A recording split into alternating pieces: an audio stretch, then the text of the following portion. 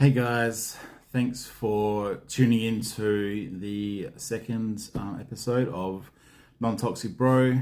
Really appreciate everyone who has had a watch and liked or subscribed to the channel. So no, I really appreciate that. This is the start of my journey. Working through burnout. So really appreciate everyone who's taken the time to to join me on this journey. I'm aiming to record these videos just in one take, just to keep the authenticity. I generally work better like that, so you'll have to excuse all the ums and ahs, because as I'm getting used to this, that's just going to be a fact of life. I do make a few notes beforehand, but I certainly don't write scripts or anything like that, because that just confuses me. So write a few notes just on my laptop over to the side here. So if I'm looking over, that's just to remind me of whatever points I want to share with you guys. So I guess the start off statement is the burnout is real. It's certainly something that I didn't understand at first. As I've probably said before, we all hear about burnout, trying to avoid it, hear of people going through burnout.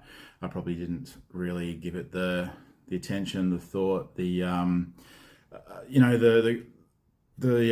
credibility that it deserved. But it is real, and it's probably taken me certainly the last 12 months to work out what triggers me, what impacts myself when it comes to the burnout.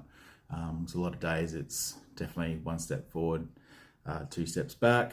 Recording the first video for Non-Toxic-Bro was a good example of that. I was very pumped up, excited, coming up with the idea, sitting in front of my camera down on the beach there and recording the video. But waking up the next day, I was overwhelmed with holy shit, how am I actually going to do this? Are people going to watch it? Are they going to like it? Are they going to criticize it? What's actually going to come out of this? So it took me a good few weeks to actually finally post that video and share it with yourselves. I've got to say, feeling much better mentally for doing that, for having an avenue to share my story to help with my healing, but also if there's anyone else out there that is going through similar battles, if they get something from this, and that's also probably more amazing. So I guess in general, most of us feel like we're coping really well with the world, and we just got to crack on, push through whatever's in front of us. I was certainly of the mentality that I'll work hard at work, I'll focus, I'll try to be the best dad, best partner I can, and really just push through those tough times. Always in the back of my mind saying, I've just got to finish this bit of work, or I've just got to get through Jan, Feb, March, whatever it might be, which might be your busiest times in whatever work that you do. Sure, you can say that for a short period of time, but I think if you're constantly saying that to yourself, you're just, I guess, kidding yourself, and you're going to end up getting yourself into bit of strife mentally, and hopefully it doesn't happen, but you end up hitting that burnout phase, and the world hits you like a truck. So a little bit about my story for those who don't know me. So 43, I have two daughters, 5 and 8. They're the most amazing two little things in the world. Love them more than anything else. I was in the corporate world for about 10 years, and then was running a small business, which was a strata management business. That business grew from, probably 4 or 5 times the size of it over the 7 odd years I was involved. Those last couple of years were pretty stressful, because we went on a big merger and acquisition journey, and built the business, brought in new partners, and all the rest. So a lot of work involved with that. Definitely stressed me out way more than I thought it would. While that was going on, I was unfortunately going through a separation with my now ex, my girl's mum. So there was a lot of competing priorities, or where I needed to put my energy with regards to personal separation or dealing with the business. Unfortunately, about 18 months into trying to work out separation, trying to work out in the business, I just hit a wall. That was January last year, so January 2024. I thought I was going okay, had a break over Christmas, came back to work, and yeah, like I said, I just hit a wall. In that time, I moved out of the family home, was trying to set myself up a new home for myself and for my girls.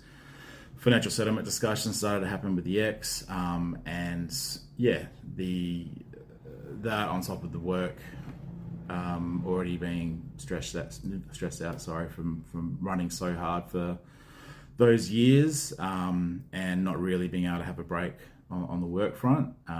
Yeah, I just literally hit a wall. It was woke up one morning, I said, I just can't do this anymore. Obviously the separation was happening, so personal separation was happening, so I couldn't change that. But on the business side, I was like, I just can't do this anymore. I've lost the passion and the energy to be in this business, so I had to tell my business partners I was needed to sell out. The next few months were pretty tough. I mean, that first week after deciding to, well, around the time of getting out, I think I cried every single day. I was not much fun to be around. I didn't really want to be around anyone. All the energy I did have went into the time I had with my girls, and that was about it, really. Most of last year, I don't remember much of. My brain was just that fried that certainly for those, middle months of the year, there was nothing I could do to do anything outside of just looking after my girls and trying to look after myself. Moving forward to the end of last year, I had all the financial settlement with the business and the ex all sorted, so that was great. But just, I guess, going through that, I was still, probably didn't realize how cooked I still was, and kind of hit another bit of a wall towards the end of last year, and certainly the start of this year. Amongst all that, slowly starting a new business, very, very slowly starting a new business, kind of just put it together. Don't have any clients yet.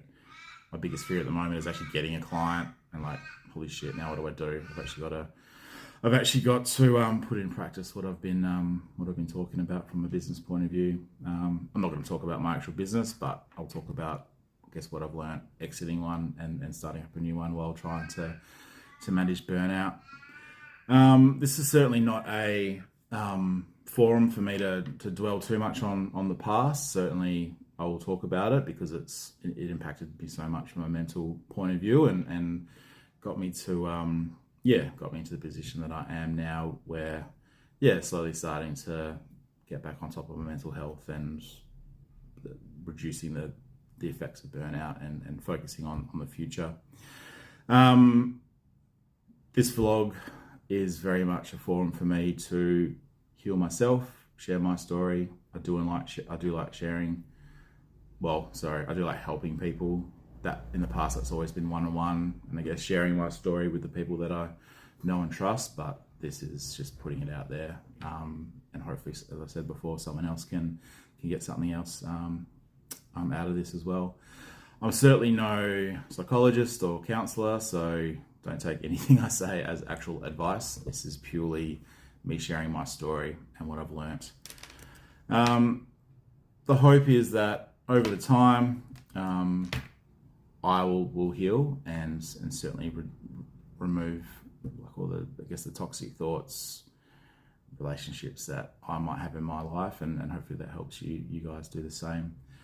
That's it for me for this episode. I just wanted to give you guys a bit more context about I guess my journey over the last few years and why I've got to this mental state.